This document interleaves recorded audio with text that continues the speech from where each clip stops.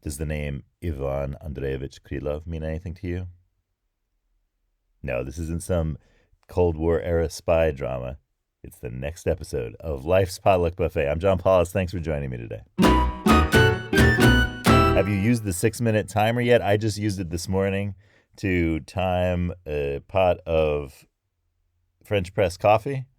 Came out well, so give it a shot. It's 6 minutes. Well, I did notice that they add a second onto the total time in the, then they give you the time in the little black rectangle in the bottom right corner of the thumbnail when you're looking at it YouTube. It'll say like the time code there for the video, and it says 6:01, but the video is actually it's like exactly 6 seconds. So I don't know. I think maybe the one accounts for the frame that you add when you add the thumbnail. So like there's a thumbnail that's not part of the video that you can add. Like, so you see that picture. It's kind of frustrating sometimes when you see that picture and you're like, oh, this is going to be featured in this video, and then you click on it and the picture that's in the thumbnail never happens because it's just the thumbnail. It's not actually it's not like a capture of a screenshot from the video.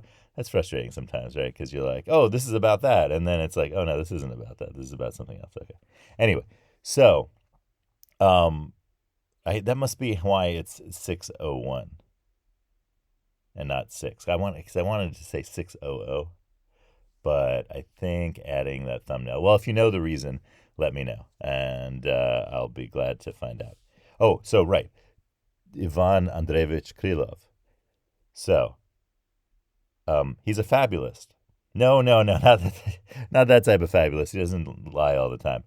He wrote fables in the a long time ago, 19th century, and um, he wrote a lot of versions of Aesop's fables. The Greek fabulist from ancient times, from antiquity, and he also did his own fables.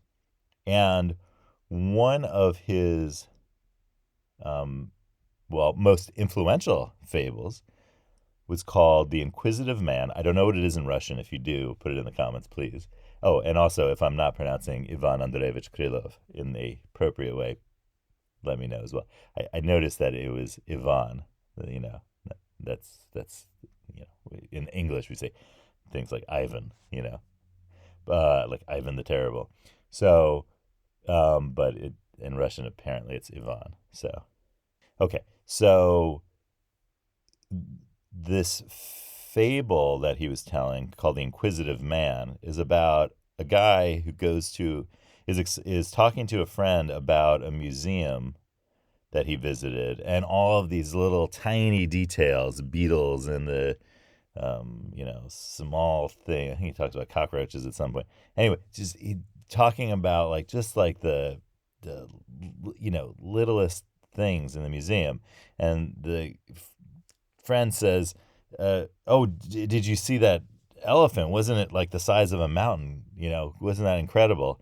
And he said, "Well, truth be told, I didn't, I didn't catch an elephant. I didn't see an elephant in that museum." So it's widely believed that that's where we get the expression in English, eventually filtered down to us as the elephant in the room, which, well, I'm not going to go through all the details of how it became the elephant in the room, but nonetheless, it really is the elephant in the museum. And in English, the idiom, the elephant in the room, means like when there's something that we need to address or talk about that no one's talking about, and it's a big issue, and it's a hairy issue. That's another metaphor we use, right? And it's a big deal, or a potential big deal, that we're really not talking about. So that's what we mean in English when we say there's an elephant in the room. But at least the story is entitled The Inquisitive Man. So I think in Krylov's Do you like that? It sounded a little bit Russian, I think. Uh, in Krylov's story, Krylov, the point of it seems to be more like the idiom losing the forest for the trees. When you're focused so much on individual detail that you miss the big picture. So the elephant in the museum should mean something like you're missing the forest for the trees.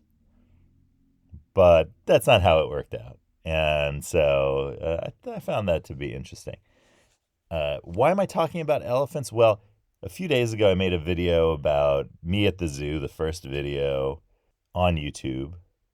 And that was about Javed Karim, one of the founders of YouTube, making a 19-second recording in near the elephants at a zoo, I believe the San Diego Zoo.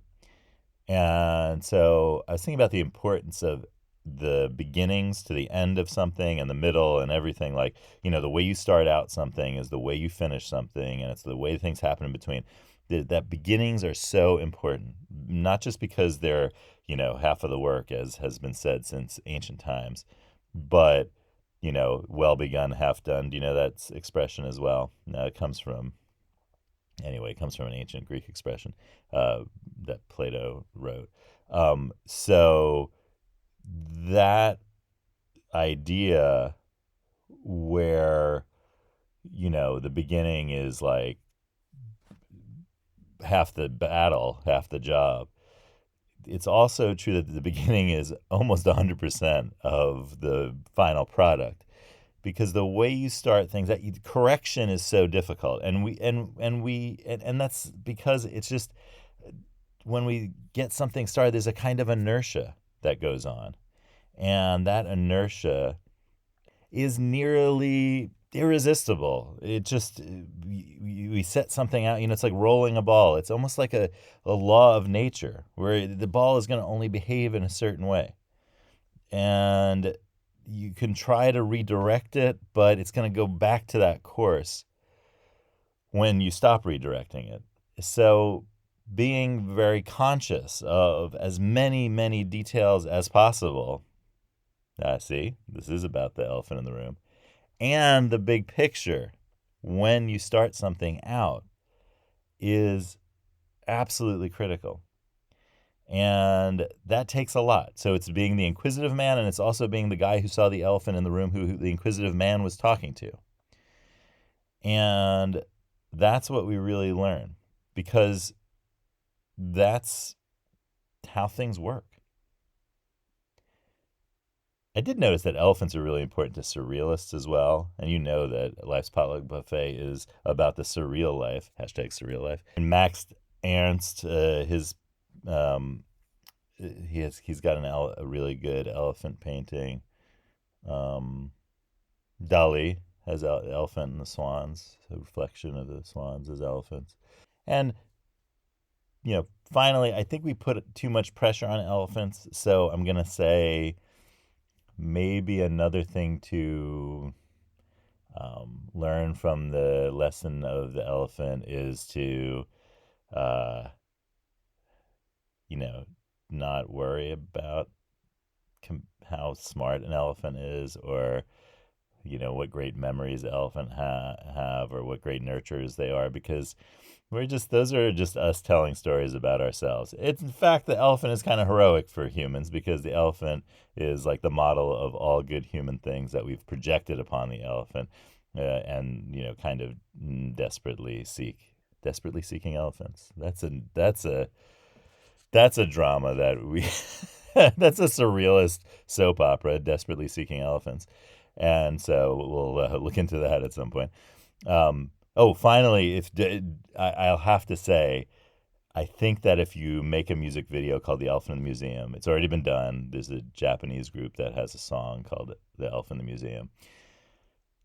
So maybe in Japanese. If you're a Japanese speaker, let me know if that's actually how you say the idiom in Japanese, and if it means something more like not seeing the forest for the trees.